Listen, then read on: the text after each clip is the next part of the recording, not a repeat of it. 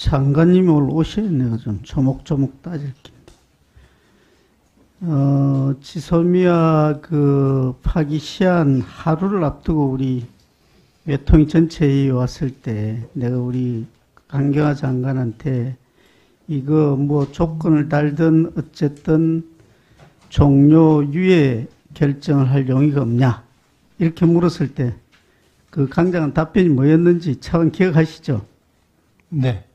일본의 태도 변화가 없는 한 우리는 전혀 뭐 그럴 의사가 없다. 이렇게 당당하게 이야기를 하더만 그 뒷날 막 난리가 나가지고 이렇게 돼버렸어요. 근데 물론 뭐 결과를 놓고 제가 나무라고 싶지는 않은데 그 가는 과정이 여러 의원님들이 말씀을 하셨듯이 너무 좀 모양이 좋지 않았다.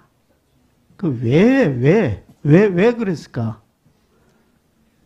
그 이유는 딱 하나입니다. 이걸 국내 정치용으로 자꾸 활용하려고 그러고 그런 생각을 머리에 담고 이걸 풀다 보니까 그 워딩 자체도 세련되지 못했고 대하는 태도도 당당하지 못했다. 이 점을 지적하는 거예요.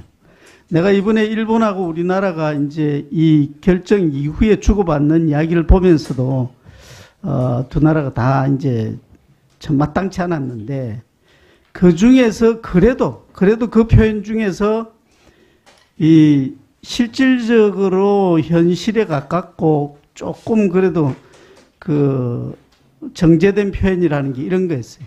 한국의 전략적 판단에 입각한 결정이다. 이게 누구 발언인지 알죠? 네, 일측의 발언입니다. 일본의 아베 수상 이야기예요. 이걸 이제 조목조목 뜯어보면 이런 겁니다. 우리는 가만히 있었는데 한국이 와가지고 뭘 액션을 취했다.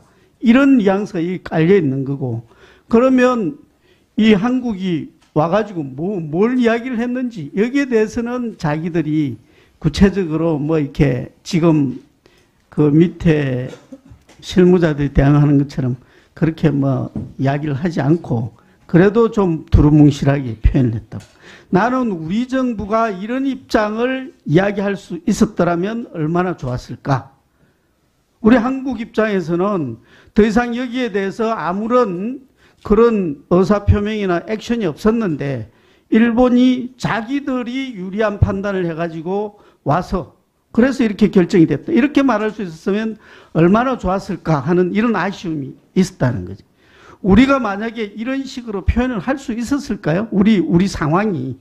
우리는 가만히 있는데 일본이 와가지고 이거 다 일본의 어떤 액션에 의해서 결과가 이렇게 풀렸다. 이렇게 우리가 이야기할 수 있어요?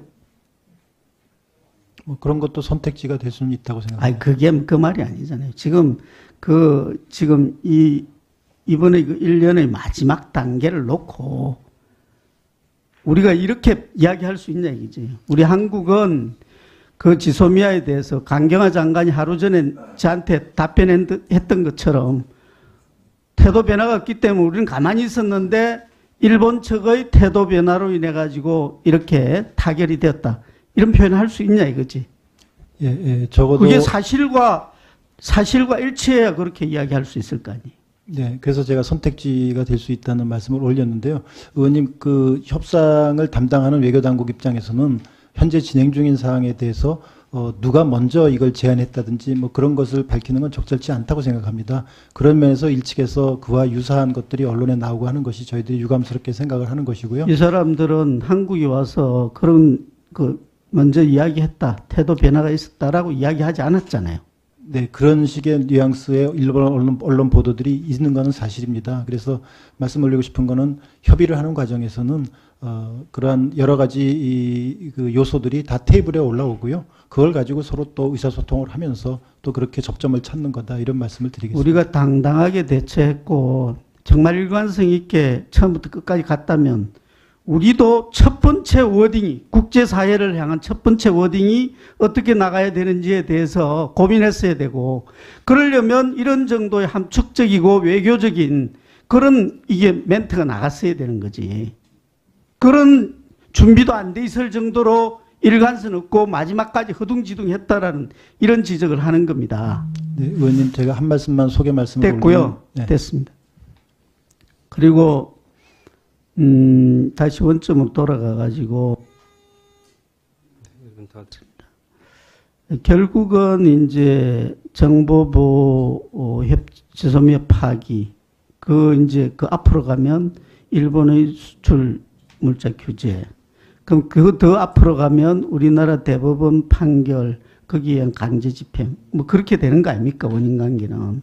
그럼 지금 일단 유예가 됐단 말이죠. 그러면 이 원천을 이제 풀기 위해서는 일본이 스스로 수출 규제를 풀지 않는 한 그 수출 규제의 앞 원인인 대법원 판결에 대해서 뭔가 해법을 찾아야 되는 거 아니겠어요?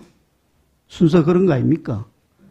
네, 강제징용 문제에 대해서도 그 빨리 해결이 이루어져야 된다고 생각하고 있습니다. 아니, 외교부가 자꾸 그렇게 진짜 두루뭉실하게 이야기하면 이 문제 또 꼬인다고요. 오죽 답답하면 우리 국회의장께서 이런 순서로 문제를 풀어보겠다고 법안 초안까지 만들고 그러겠습니까? 1 플러스 1 플러스 알파인지 2 플러스 2 플러스 알파인지 보는 게. 네, 지금 언론 보도나 와세다 대학 연설을 통해서 접하고 있습니다. 그러면 우리 외교부는 국회의장하고 견해가 다르다면 어디서 그럼 이 해결책을 찾을 겁니까? 저희가 아직 견해가 다르다거나 같다는 말씀을 올리지는 않았습니다. 그럼 같으면 같다 그러고 다르면 다르다라고 이야기를 해야지. 지금까지 그것도 이야기를 할 수 없을 정도로 결론도 못 내놓고 어물쩡 유예만 해놨다 이겁니까? 그 요번에 지소미아를 얘기하는 과정에서 강제징용 문제는 연결이 되어 있지 않습니다. 아이고 참 답답하네. 국민들이 바보입니까? 이 문제가 지소미아 파기가 그냥 하늘에서 떨어졌습니까? 일본의 수출 규제에 대응해가지고 우리가 그런 조치를 했던 거고, 일본 수출 규제는 그 원인이 우리나라 대법원 판결 집행이 있다는 걸 국민들이 다 아는데 그걸 뚝 떼가지고 자꾸 이야기를 하면 안 되죠. 그러니까 내가 이야기한 차관한테 그러면 외교부의 견해는 어디서 뭘 해결책을 답을 어디서 찾을 거냐고 묻잖아요. 그런데 거기에 대해서도 답. 네, 그건 일본 측과 계속 협의 중이라는 말씀으로 대신하겠습니다.